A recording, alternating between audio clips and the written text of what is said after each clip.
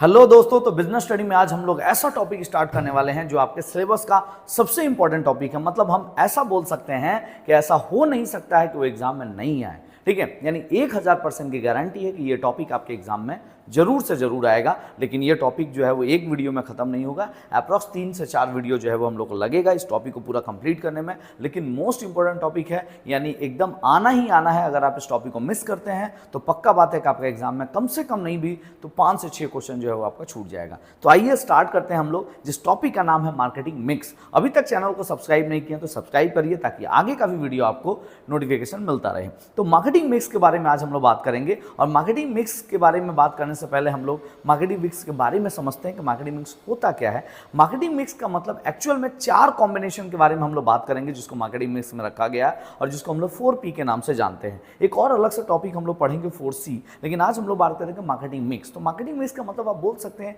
कि ऐसा एक कॉम्बिनेशन रखा गया, ऐसा एक मिक्सचर रखा गया, एक ऐसा कॉम्बिनेशन रखा गया 4 चीजों का जो पूरी कंपनी की पूरी प्रोडक्ट की मार्केटिंग में सबसे ज़्यादा हेल्प करता है। और सक्सेसफुली मार्केटिंग अगर आपको करना है तो इन 4 चीज़ों के ऊपर आपको विशेष ध्यान देना पड़ेगा और फोकस करना पड़ेगा कंपनी को बहुत अच्छे से। अगर ये 4 चीज़ें अच्छे से कवर करती है, जिसको 4P के नाम से जानते हैं, तो कंपनी का मार्केटिंग बहुत अच्छी हो जाती है। तो मार्केटिंग मिक्स को डेफिनेशन हम इस तरह से बोल सकते हैं कि marketing mix is the combination of 4 basic input. Marketing mix the combination of 4 basic input, 4 basic input से मिला के मार्केटिंग मिक्स बना है। तो आइए स्टार्ट करते हैं मार्केटिंग मिक्स का डेफिनेशन। और मार्केटिंग मिक्स का डेफिनेशन हम इस तरीके से बोल सकते हैं कि marketing mix is the combination of 4 basic input such as product, price, place, promotion which help to perform the marketing activities successfully. कहने का मतलब है कि मार्केटिंग मिक्स 4 चीजों का कॉम्बिनेशन है, प्रोडक्ट, प्राइस, प्लेस, प्रमोशन। और इन 4 चीजों को अगर आप ठीक ढंग से मैनेज करते हैं, ठीक ढंग से जो है वो अगर आप मैनेजमेंट करते हैं इसका, तो आपकी मार्केटिंग जो है वो सक्सेसफुल होती है और बहुत अच्छे तरीके से जो है वो आप मार्केटिंग कर पाते हैं। तो आज हम लोग बात करेंगे प्रोडक्ट, प्राइस, प्लेस और प्रमोशन के ऊपर। तो सबसे पहले हम लोग बात करेंगे प्रोडक्ट के ऊपर। हाँ, एक बात बता दें आपको कि हो सकता है एग्जाम में 4P ना आके 4C भी आ जाए, तो 4C भी जान के रखिए, जिसमें आता है कंज्यूमर यानी कस्टमर बोल सकते हैं। तो कंज्यूमर या कस्टमर, कॉस्ट, कम्युनिकेशन और कन्वीनियंस। तो ये 4 चीजें जो है वो अलग से आता है 4C में। लेकिन अभी हम लोग बात करेंगे 4P के ऊपर, क्योंकि सबसे ज्यादा आपके एग्जाम में आने के चांसेस हैं 4P। चांसेस कुछ भी नहीं है, पक्का आपके एग्जाम में आ रहा है। ठीक है, 4P। तो आइए बढ़ते हैं हम लोग 4P में। सबसे पहला नाम हमने क्या पता है? प्रोडक्ट। तो आज हम लोग बात करेंगे प्रोडक्ट के बारे में कि प्रोडक्ट क्या होता है। प्रोडक्ट वो प्रोडक्ट जिस प्रोडक्ट को आप सेल कर रहे हैं, चाहे वो सर्विस भी हो सकता है, चाहे वो गुड्स भी हो सकता है, लेकिन वो प्रोडक्ट जिसको आप सेल कर रहे हैं उसको हम लोग क्या बोलेंगे? प्रोडक्ट। अब प्रोडक्ट में सबसे पहले हम लोग जानेंगे कि आपके प्रोडक्ट का फीचर्स क्या क्या होता है, क्या फीचर्स होनी चाहिए प्रोडक्ट का। ठीक है, तो पहला फीचर्स होता है प्रोडक्ट का कि सेलेबिलिटी। सेलेबिलिटी का मतलब होता है कि सेलेबल होना चाहिए प्रोडक्ट। सेलेबल कहने का मतलब होता है कि ऐसा प्रोडक्ट होना चाहिए जो मार्केट के डिमांड के अकॉर्डिंगली बना हो और मार्केट में सेल हो जाए। ऐसा कोई प्रोडक्ट ना हो कि कोई खरीदे ही नहीं। तो सबसे पहले प्रोडक्ट की फीचर्स ये होनी चाहिए कि प्रोडक्ट ऑलवेज क्या होना चाहिए? सेलेबल होना चाहिए। दूसरा, यूटिलिटी। यूटिलिटी का मतलब उपयोगी होनी चाहिए। उपयोगी कहने का मतलब है कि उसका यूजफुल होना चाहिए। ऐसा नहीं हो कि लोग बोलेंगे इसका क्या करेंगे भाई, इसका तो कोई काम ही नहीं है, बकवास का चीज बेच रहा है। ठीक है, ऐसा नहीं होना चाहिए। यूटिलिटी होनी चाहिए इस प्रोडक्ट की। कुछ अजीब सा सामान आप बेच रहे हैं जिसका कोई यूज ही नहीं है, और जो आप यूज बता रहे हैं वो एकदम बकवास सा यूज है जो कोई मतलब नहीं बनता है, तो ऐसा प्रोडक्ट कभी मार्केट में बिकेगा नहीं। तो प्रोडक्ट के पहले 2 फीचर्स हम लोगों ने जाना। पहला, प्रोडक्ट क्या होना चाहिए? सेलेबिलिटी होनी चाहिए, यानी सेलेबल होना चाहिए, मतलब मार्केट के डिमांड या कस्टमर के डिमांड के अकॉर्डिंगली प्रोडक्ट बनना चाहिए। ये हमेशा आप ध्यान रखें। लाइफ में कभी भी आप कोई प्रोडक्ट बना रहे हैं या कोई ऐसा चीज बना रहे हैं जो आप मार्केट में बेचना चाहते हैं, कुछ नया है, कुछ इनोवेशन है, तो आप विशेष ध्यान रखिएगा कि वो प्रोडक्ट की पहली क्वालिटी होनी चाहिए कि वो कंज्यूमर के या कस्टमर के नीड्स या डिमांड या टेस्ट या प्रेफरेंस को पूरा कर रहा है या नहीं। तो सबसे पहले सेलेबल होना चाहिए। यूटिलिटी, उसकी उपयोगी होनी चाहिए, वो उपयोगी होनी चाहिए प्रोडक्ट, यानी मार्केट में किसी न किसी पर्पस को फुलफिल कर रहा हो। ठीक है, तीसरा नंबर जो होता है वो एडिक्वेट टू द डिमांड, यानी कस्टमर के डिमांड के एडिक्वेट होना चाहिए। कभी कभी ठंड के मौसम में उलन क्लोथ का डिमांड होता है और गर्मी के मौसम में कॉटन क्लोथ का डिमांड होता है, कॉमन सी बात है कि नहीं। लेकिन अगर आप उस चीज का उल्टा अगर माल बना रहे हैं, जिस टाइम उस चीज का डिमांड नहीं है, डिमांड है लेकिन दूसरे टाइम में डिमांड होता है, तो फिर वो प्रोडक्ट नहीं बिकेगा। तो हमेशा इस बात का ध्यान रखें कि जो प्रोडक्ट आप बेच रहे हैं, जो प्रोडक्ट आप सेल करने वाले हैं, उस प्रोडक्ट की मार्केट में डिमांड है, एडिक्वेट डिमांड है। एडिक्वेट का मतलब यहाँ पे पर्याप्त होगा, यानी पर्याप्त डिमांड होनी चाहिए मार्केट में। तो ये 3 पॉइंट हम लोगों ने कंप्लीट किया। चौथा पॉइंट है capacity to satisfy the demand, है ना, या capacity to satisfy the demand of customer, यानी हमेशा प्रोडक्ट के अंदर ये क्वालिटी होनी चाहिए कि वो कस्टमर की जो नीड्स या डिमांड है उसको क्या कर पाए? सेटिस्फाई कर पाए। और तीसरा नंबर हो चाहिए प्रॉफिट प्रॉफिटेबिलिटी। प्रॉफिटेबिलिटी कहने का मतलब होता है कि प्रोडक्ट ऐसा होना चाहिए जिसको बेच के, क्योंकि देखो मेन ऑब्जेक्टिव क्या होता है, हम लोग ये सारा चीज़ मार्केटिंग क्यों कर रहे हैं, प्रॉफिट के लिए कर रहे हैं ना। सबसे पहले तो हमको प्रॉफिट ही चाहिए। अगर वो प्रोडक्ट बेच के हम प्रॉफिट ही नहीं कमा पाए तो मेन तो मेरा ऑब्जेक्टिव फेल हो गया ना। हमारा ऑब्जेक्टिव है प्रॉफिट कमाना, और साथ ही साथ मार्केटिंग करते वक्त इस बात का ध्यान रखना होता है कि हम अपने कस्टमर को या कंज्यूमर को सेटिस्फाई करें। वो तो हम ऑलवेज करेंगे सेटिस्फाई, क्योंकि सेटिस्फाई करेंगे तभी वो कस्टमर दोबारा लौट के आएगा। लेकिन सबसे पहले तो प्रॉफिट है ना भाई, है ना। सारी बातों की एक बात है कि प्रॉफिट के लिए सब कुछ कर रहे हैं, तो प्रॉफिटेबल होना चाहिए, यानी वो प्रोडक्ट बेच के हमारा लॉस नहीं होना चाहिए।